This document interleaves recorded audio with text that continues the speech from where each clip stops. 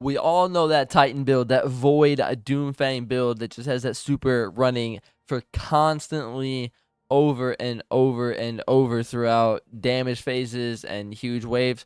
Well, now we're going to be taking the Doom Fang Pauldron and running it through a prismatic build that you never thought you would ever want to be using. But I'm telling you, this build absolutely destroys late game content.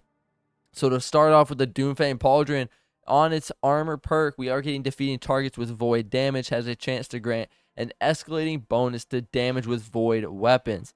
Now defeating targets with void melee grants super energy.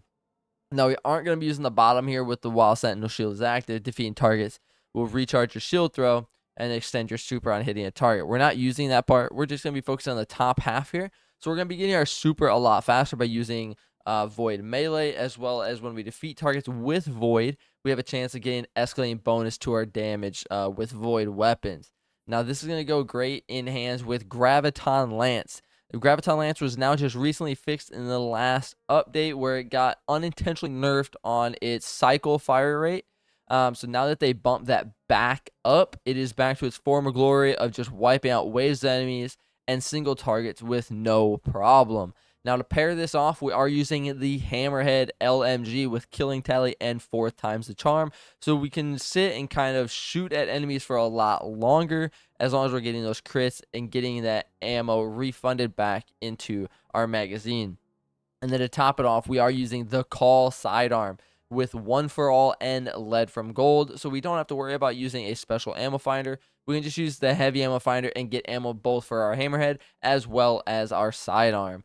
Now, when we go into the prismatic here, we are using probably the best super that the Titans have currently, being Twilight Arsenal. I think does a ton of damage as well as weakens targets and allows you to have those axes for more damage if you go grab them. Now we are using the Rally Barricade, so we can use those as a range and stability, a bump, and then whatever jump you want. Now we are using the Shield Throw Void melee ability. This is going to go great with the Doom Fang Pauldron, allowing us to get our super a lot faster when we throw this and hit targets. And now we are going to be running the Glacial Grenade. The reason being is that we are going to be creating more stasis shards or stasis crystals that we can then destroy upon impact, as well as we are going to be facing overload, so the slow and the freeze will then stun them inside the Nightfall. We are pairing this up with Knockout. So when we do defeat targets with melee attacks, we do become amplified and we restore a portion of our health. So we can gain this knockout buff from a distance while we're using our shield throw, and we're pairing that with Diamond Lance. So when we shadow or defeat targets with abilities or stasis weapons, we will create a stasis lance. Then we can throw it and then freeze those targets, throw our shield, hit them, get that shatter, so that way we can get the knockout, as well as we're going to be pairing up with fragments so we can get even more damage out of them. And to start off with those fragments, we are using Facet of Courage. So whenever a target is afflicted with a darkness debuff, being slow, freeze, sever, suspend, or unravel, our arc, solar, and void abilities are going to deal increased damage. So that's going to go perfect with our shield throw. So whenever we throw a glacial grenade and it freezes or slows an enemy, or we hit them with a diamond lance, or a stasis lance, then we can then use our shield throw, do more damage to those targets, and then get the shatter effect off of them, creating even more damage. Then we are going to be using Facet of Sacrifice. So while we have an Arc Solar Void buff, which right now in this season you should be having a Void Solar and Arc buff almost constantly as long as you're picking up Orbs of Power on your prismatic builds. We are going to be getting bonus Darkness Transcendence energy. Then we go with Facet of Protection, so that way we get a higher resistance to incoming damage. Facet of Purpose will allow us to grab overshields from those Orbs of Power that we will be creating with the Graviton Lance. And then Facet of Solitude, one of my favorite fragments that we have right now. Landing Rapid Precision hits are going to emit a Severing Blast from the target. Now, while we're Transcendent, that Severing Blast is bigger. And when you sever targets, their outgoing damage is going to be significantly reduced. So you're going to be taking less damage because of Facet of Solitude, as well as you're going to be taking less damage from Facet of Protection. Now, if you do not need to use Facet of Sacrifice because you're getting enough Darkness, Transcendence energy, I do suggest that you run Facet of Ruin to get more damage and AoE effect out of the Shatter on the Stasis Crystal or Frozen targets that we will be creating. Now, with the stats, you definitely want to get your tier 10 in Resilience and Discipline. I also am shooting at the tier 10 in Strength just to make sure I have a constant melee and grenade possibility as best as possible. Now, with the armor mods, we are running Heavy Ammo Finder, Heavy Ammo Scout, and Void Siphon on our helmet. If you don't need the Heavy Ammo Scout because you're running solo, then throw in whatever you want. But definitely want to have ammo for the party members as well. On our gauntlets, we are going to be running Firepower and Heavy-Handed just so we can get more Orbs of Power from our melee ability when we throw our shields, as well as when we get our Glacial Grenade onto our targets. And then with the chest piece running Void Reserve, so we have more in our Hammerhead, as well as Void and Arc damage resistances. Pretty much just change your resistance for whatever activity you need them in. And then on our legs, we are running a double Void Weapon Surge. So we get a 17% boost on top of the Doom Fang's boost as well.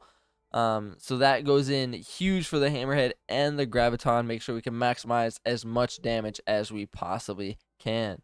And then on our class item, we are going to run Reaper, Outreach, and Time Dilation. So when we use Reaper, we can use our class ability and get an Orb of Power from that next kill. As well as with Time Dilation, we are going to be getting a lot slower of a DK on our armor charges to make the most out of the Void Weapon Surge. And then when we go into the artifact here, go into the first column, use whatever you need to. Obviously, if we're using Graviton and the Call, we want to get Anti-Barrier on the Pulse and Unstoppable on the sidearm. In the second column, we use Overcharged Armory as well as Winning Hand for the Call sidearm when using Dealer's Choice Origin trait weapons. They are going to be overcharged to get that 25% increase in damage, as well as when you defeat combatants with precision final blows, or you rapidly defeat combatants, it causes the targets to explode, dealing solar damage to nearby combatants. And then we're using the authorized mod Scavenger to discount the Scavenger mod significantly, throwing in Threaded Blast for the Call when we shoot a Tangle. Then it creates a larger and more damaging explosion. And then we go Void Hegemony, Radiant Orbs, and Galvanic Armor. Since we are using a Prismatic class, we are going to be getting Amplified, and we're going to be getting an incoming damage reduction from Galvanic Armor, as well as the Facet of Protection. We're going to be getting that. And then with Radiant Orbs, we are going to be getting Radiant whenever we pick up an Orb of Power. The goal here is to be creating as many Orbs of Power as you possibly can with the Siphon, and having Graviton just kind of do what Graviton does and just wipe out waves of enemies. As well as when we're using our Shield Throw, we can create even more orbs from our armor mods and from the Void Siphon.